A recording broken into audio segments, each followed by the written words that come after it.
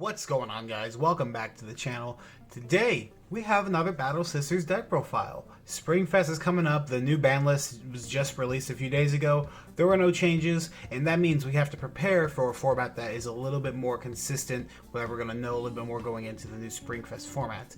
If you guys have been following the channel, I do want to apologize about not uploading for a while. I have been very busy with work. I just moved up to a new position, so work has been very busy, and I've just been, of course, busy with that. But I'm going to try and get back on this and do a little bit more. I didn't want to bring you guys videos when I haven't had time to test or haven't had time to study the format or talk to a lot of different players about what they're seeing, because I don't want to bring uninformed content that might have people either A, buying cards that aren't very good, or B, kind of investing in decks and building decks and doing really bad playtesting when it's not the proper information. I don't think I have that kind of influence, but I kind of want to mitigate anything like that in case, any sort of influence that does have, I don't want that to negatively impact anybody watching these videos, because I do appreciate all of you guys. So let's go ahead and get on and into the deck. Not much has changed. We still have the V-Era starter. It's still just the best starter.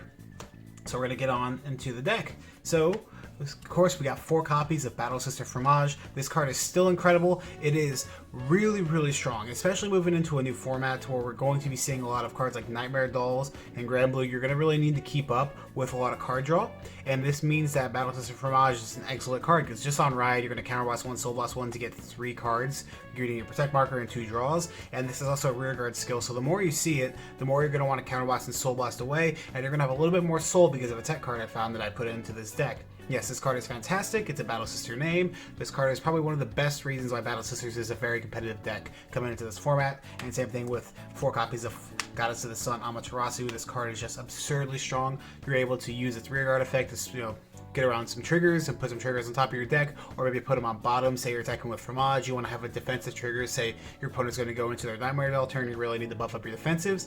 You could use this card's rear guard skill, and of course the skill from deck, which is being able to just get 10k in a crit multiple times with cards like Magical Calico or any of your other reveal skills is just super absurd. I think we all know after seeing BRO how crazy this card's combos are and just how deadly Goddess of the Sun can be. So it's of course going to be a mainstay till while something gets addressed, and even after it gets addressed, maybe it's good enough to still see play.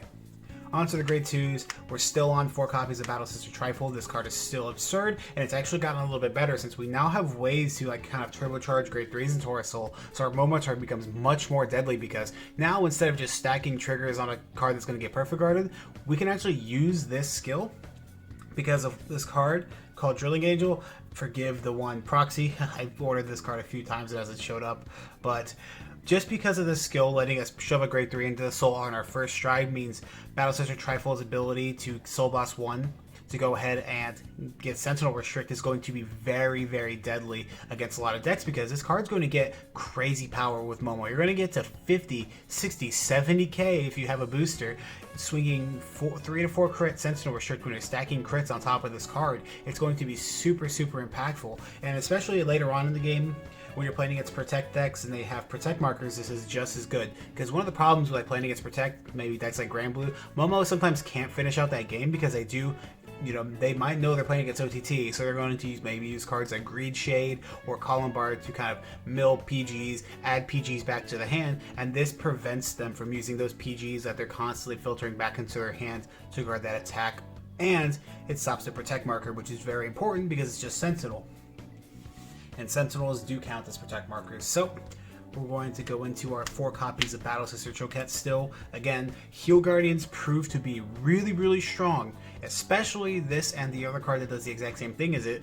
Putting those Heal Guardians on top of the deck really extends the grade 2 game and extends the kind of defenses you can have. When you see this and you're able to put one on top and then have that card guaranteed in your hand, it powers up a lot of your power columns. It makes your defenses insanely strong. It makes it so that you can turbo into Ichikishima if you dealt a lot of damage to your opponent, because maybe you're going to ride up to grade 3, they're going to attack into you because maybe you don't want to have to deal with their ride up on grade 2. There's a lot you can do with this card that this card enables, and especially from the fact that, again, it is a Battle Sister name and it gets power, you're able to put on a lot of pressure while getting a lot of defensives because of this card, and it also unbricks you. When you don't see a grade 3 in your hand, you're able to just use this to add any of your grade 3s into your hand for that skill. Maybe use another skill to kind of go with that, or maybe do something like put a Fromage on top to call a Trifold to draw to get a lot of pluses. This card is really good, and it's one of the backbones of this deck moving forward. I've actually cut down Macaron to 2 because I did want to fit in a new grade 2 into the deck. This card is still insanely good for the grade 2 game. Swings exceptionally high, especially with boosters. It's one of the reasons you could bully a lot of decks on grade 2 because this card swings so unbelievably strong into a lot of different decks, especially other Protect decks looking like Grand Blue and Nightmare Dolls. This card is a nightmare to deal with. It is a trigger to guard by itself, which is very strong. And then we're going to talk a little bit about Drilling Angel because this card is very, very interesting. So, when it is placed on rearguard circle, put a card from your drop zone into your soul, and then you check the top 3 for that card, call it, and then shuffle the rest into your deck. Now, why this card is important is you're going to be able to get free access to more soul. This card is basically soul charge anything, which is very, very strong because this deck eats up soul, and it's very hard to use a lot of soul blasting effects if you don't have soul charging pretty much outside of your Goddess of the Sun Amaterasu. This is one of the only forms of soul charging that this deck does have access to. And since we're playing cards like Choquette and Fromage and the new grade 1, which go through so much soul and eat a lot of soul because you're wanting to use their effects as much as possible to like get heals into your hand or get draws, this means that you're not able to just put anything back into the soul. And since you're now having stacking abilities like Battle Sister from Choquette or Battle Sister Fromage or Battle Sister Stolen, you're able to use this to kind of soul blast out a card that you know is going to be on top, put it, call this down and get a free +1 and the extra soul out of it. Not only that, because we're striding, we're always discarding a grade 3, almost always, to get into our Momo or Ichikishima.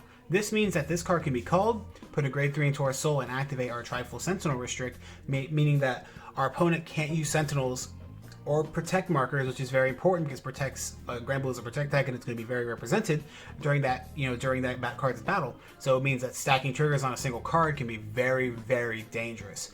Now, this means that decks like Grand Blue playing like maybe they're playing on grade 1 PGs or holding Sentinels for the Ichikishima no longer can sit on that defense, and losing their defensive G guards like Negro Nora and Negro Lily are insanely powerful.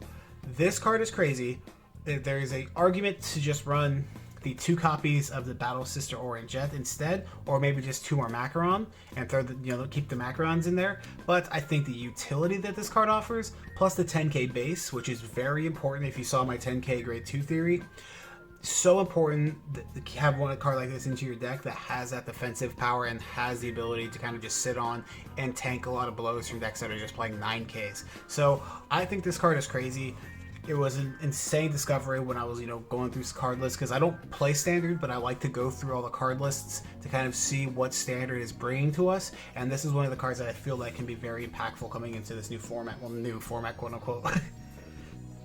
Okay, we got 4 copies of the Battle Sister Torijas for our first grade 1, so this card is, very strong. We all know why.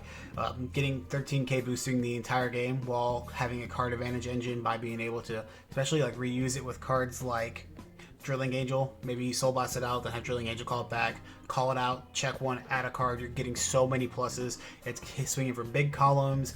Yeah, the card's very, very strong. It's a really good first ride too. One thing that's really underrated about this is with our next card, Battle Sister Casada, which I actually did bump up to 3. This card can, going second, reveal a trigger, and then you can just throw down a Casada, and now they have to deal with some huge damage. Because if you check a crit that's not a Battle Sister, don't want to add the hand, if you call down the Casada, your Casada's going to swing 28k.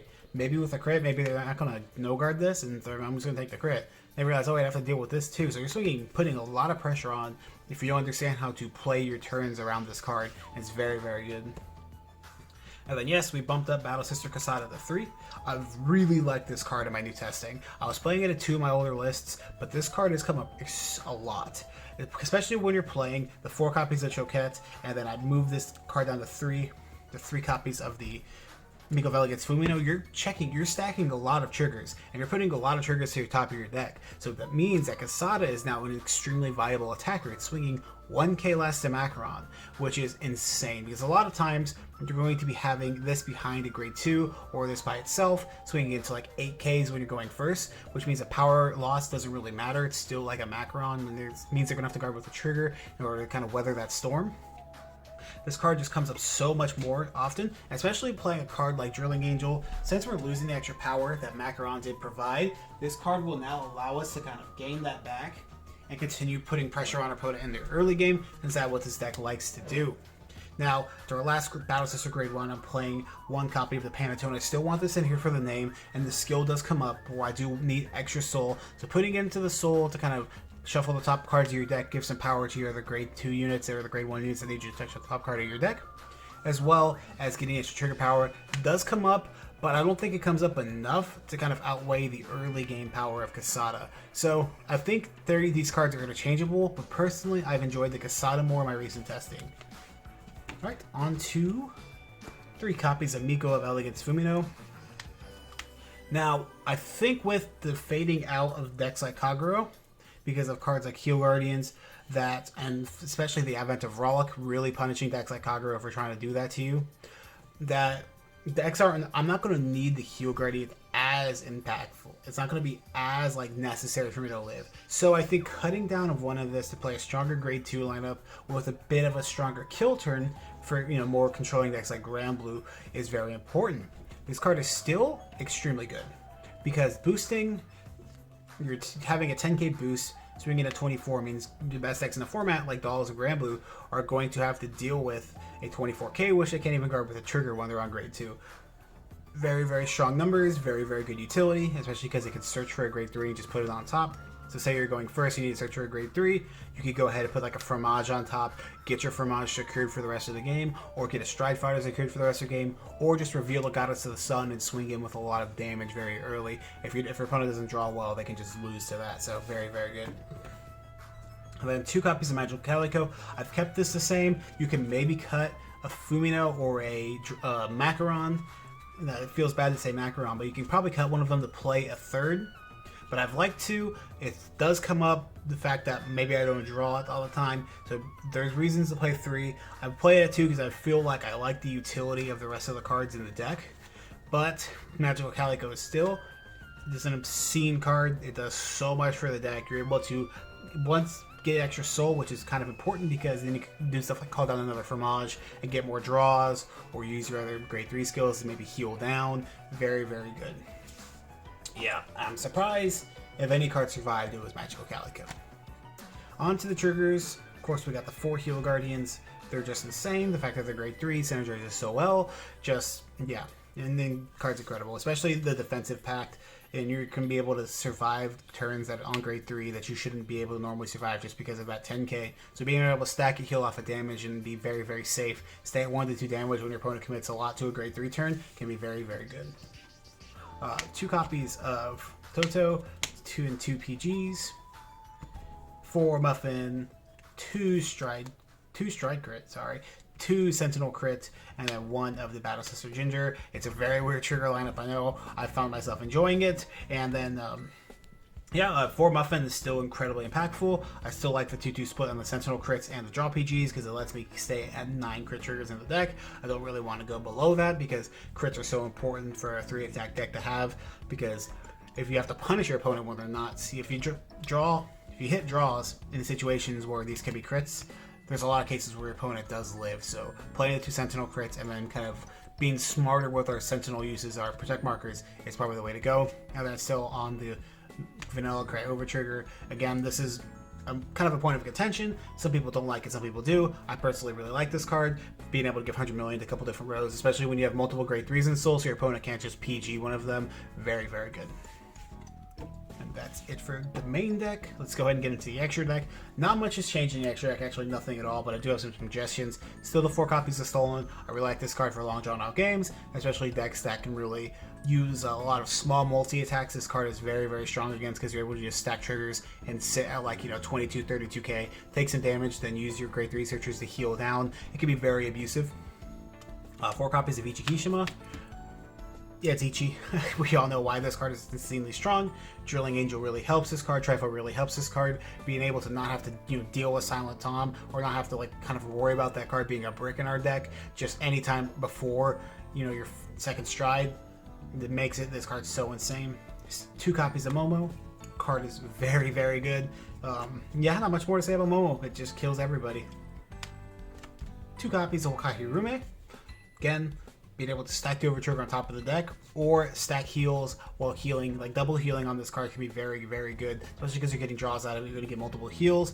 Yeah, use it in emergencies. To say you're at like 4 damage, your opponent's at 2. You can heal down to 2 and then survive the next turn and then kill him with like Ichi. Or you can just, you know, stack the Overtrigger and hit him with a Sentinel Restrict. Very, very deck dependent, very dependent on what you're playing against, but it's a very strong play if you are in that situation. All right, and then to top it off, we have G-Guards. Again, I'm still in the 2-2 of the Son of Eternity Amaterasu and the Battle Sister Bavarius. Now, this is where I want to mention that there are some different tech options you could play on this deck. If you do not want to play the 4 copies of Stolen, for whatever reason, maybe you don't think that you're ever going to use 4 copies in 2 copies in the game. Maybe you don't think that, yeah, it's very good. I do suggest you playing a copy of Dismal and a copy of, you know, I forgot, it's Subjugation, Fair's Deity, Battle Susanoo, Kami Susanoo, but whichever one that draws you 5.